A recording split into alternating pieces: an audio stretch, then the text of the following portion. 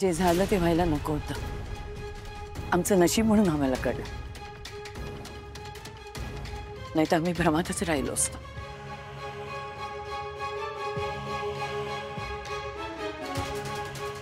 जे घडून गेले ते बदलता ते येणार नाही. पिंट्या मला निर्णय घ्यायला सांगतो, पण मी जुन्या पिढीची आहे. आमच्या पिढीमध्ये माफ करून पुढे जायचं हेच आम्ही करत गेलो.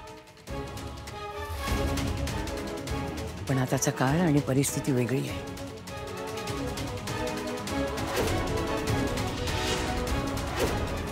मी काही म्हटलं तरी संसार माझ्या पोरांना करायचा आहे.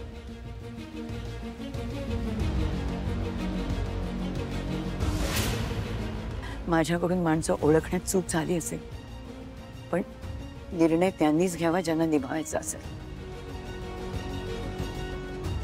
समर, तू अधिराशी बोल.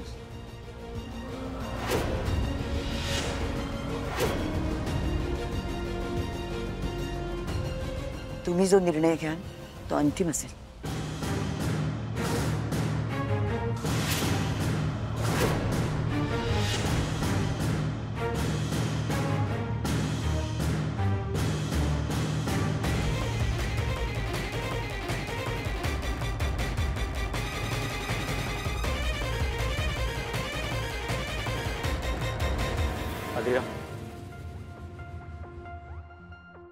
अधिरा, बघ, तू कसलंच प्रेशर घेऊ नकोस.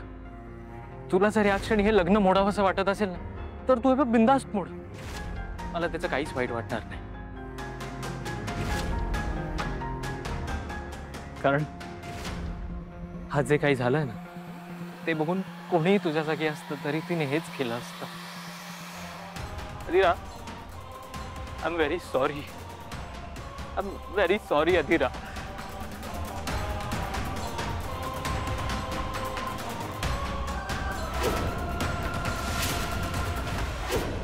माझी रोहन आणि अधिरा असं खूप प्रेम आहे एकमेकांवर. पण तुम्ही घ्याल तो निर्णय आम्हाला मान्य आहे. आज जे काही झालंय त्यानंतर तुम्हालाही जर मागे फिरायचं असेल तर मी मनाला लावून घेणार नाही.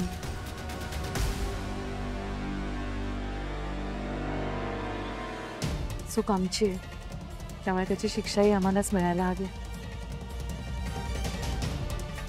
जिथे बांगड्या गहाण टाकल्यामुळे तुमची जी काही मानहानी झाली आहे ती काही आम्ही भरून देऊ शकत नाही. पण मी इतकं नक्की सांगते, कष्टाने त्यातला 1 रुपया तुम्हाला परत करेन. I promise.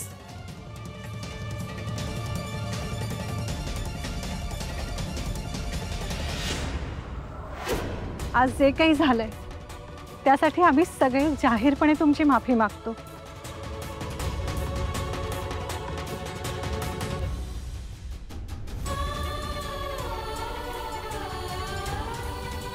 आणि यात खरंच खोटेपणा नाहीये, प्लीज समजून घ्या मला.